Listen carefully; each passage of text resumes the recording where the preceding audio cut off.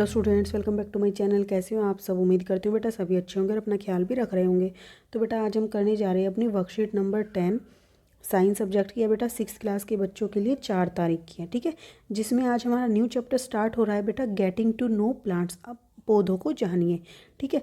तो चलिए बेटा पहले हम कितना जानते हैं पौधों के बारे में उसको देख लेते हैं। तो यहाँ पर आपको बताया गया है we all know very well about the parts of the plant, कि हम सब जानते हैं कि पार्ट्स जो मतलब कि प्लांट के जो पार्ट्स हैं वो कौन कौन से होते हैं।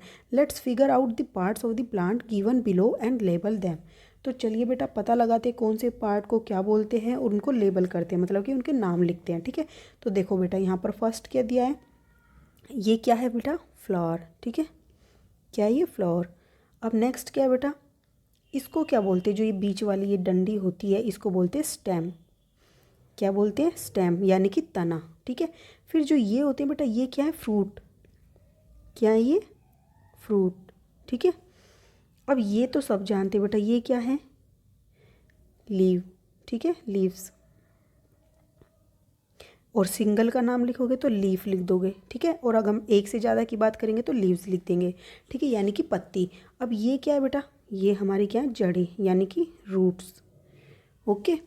तो ये कुछ पार्ट्स हैं बेटा प्लांट्स के जो हमें बताए गए हैं, यहाँ पर हमें पहचानना था। अब हम अलग अलग तरीके के पेड़ों के बारे में जानते हैं, ठीक है। In our daily lifes we observe the plants around us. तो बेटा हम अपनी डेली लाइफ में डेली क्या देखते हैं? अलग अलग तरीके के प्लांट्स देखते हैं। Some of them are even present in our homes. तो कुछ तो हमारे घरों पर भी प्रेजेंट है in the form of house plant, यानी कि जो घरों में लगते हैं गमलों के अंदर, प्लांटेड बाय अस, हमारे द्वारा लगाए जाते हैं, ठीक है। Carefully observe their stems and branches. तो उनकी जो स्टेम्स हैं और ब्रांचेज है बेटा अपने आपके घरों में जो गमले वगैरह लग रहे होंगे उनकी पहचान करना, ठीक है। उनको देखना कि उनके स्टेम किस तरीके के हैं, उनकी ब्रांचेज किस तरीके के हैं, ठीक है। उनका कलर कैसा है, कितने सॉफ्ट है, कितने हार्ड है। तो बेटा देखो फर्स्ट जो टाइप होती है वो होती है हर्ब्स। तो हर्ब्स बोलते हैं इनको। हर्ब्स क्या होती है बेटा? On carefully observing we get to know that.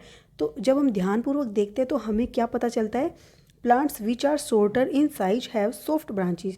तो जो प्लांट क्या है साइज में छोटे होते हैं और उनकी ब्रांच क्या होती है? बहुत ज़्यादा सॉफ्ट होती हैं, ठीक है, कोमल होती है और ग्रीन कलर की होती है। तो आपने ऑब्जर्व किया होगा आपके घरों में ज़्यादातर इसी तरीके के प्लांट होते हैं, ठीक है। तो इनको याद रखना है। इनकी जो पहचान है बेटा हर्ब्स की वो क्या होती है? सॉफ्ट ब्रांच होती है इनकी और ग्रीन स्टेम होती है। तना जो होता है ये वाला ये ग्रीन कलर का होता है, जो ब्रांचेज होती हैं ये बहुत ज़्यादा कोमल होती हैं, ठीक है।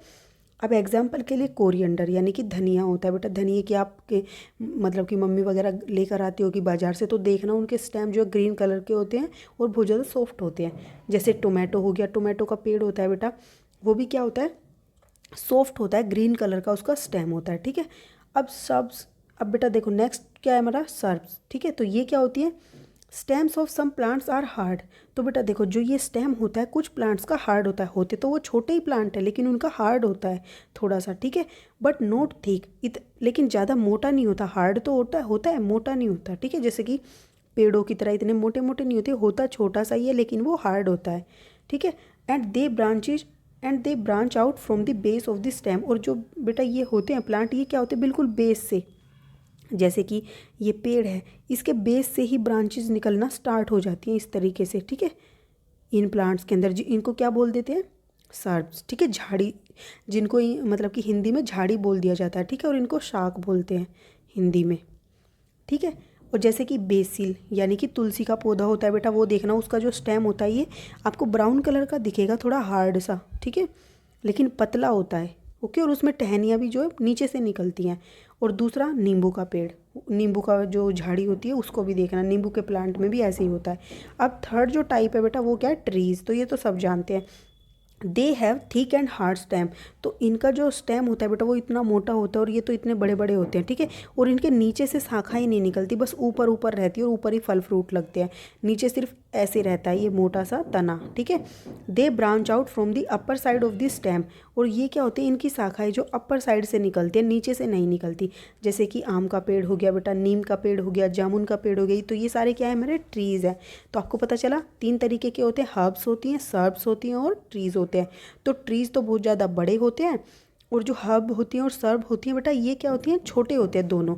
बस इन दोनों में डिफरेंस क्या होता है कि इसमें तो हरे रंग का होता है इनका स्टेम और ब्रांचेज, और इसमें क्या होती है? थोड़ी हार्ड होती है, इसमें सॉफ्ट होती हैं, ठीक है। देखो बेटा यहाँ पर देखो, मैंने आपको दिखाया भी है एग्जाम्पल में, तो यहाँ से देखो इसमें सारी ग्रीन कलर की और बहुत ज़्यादा सॉफ्ट है, ठीक है, टूट जाएंगी एकदम ऐसे ही मोड़ेंगे तो हम, तो ये हमारी क्या हो गई, हर्ब्स, क्या हो गई, हर्ब्स, ठीक है। अब ये तुलसी का पौधा देखो बेटा, बीच में जो इसका स्टेम है वो हार्ड है, इतनी जल्दी से नहीं टूटेगा, तो ये हमारी क्या है बेटा, सर्ब्स, ठीक है। और ये हमारा क्या है बेटा, ट्री, ये तो सब देख के पता ही लगे, इनका जो देखो स्टेम है वो ज़्यादा मोटा है, ठीक है। और ये बड़े होते हैं साइज में, और ये क्या होते हैं, ये छोटे होते हैं बहुत, और ये मीडियम साइज में होते हैं, ठीक है। अब क्वेश्चन आंसर करते हैं बेटा इसके, देखो segregate the plants given below that herbs shrubs and trees, तो इनमें इनको सेग्रीगेट करना है हमें। तो जो देखो बेटा टेमेरिन यानी कि इमली, इमली का जो क्या होता है, ट्री होता है, इमली का क्या होता है, ट्री, ठीक है। अब जैस्मीन, जैस्मीन क्या बेटा, एक फूल का पौधा है, वो क्या होती है, हर्ब्स होती है, ओके।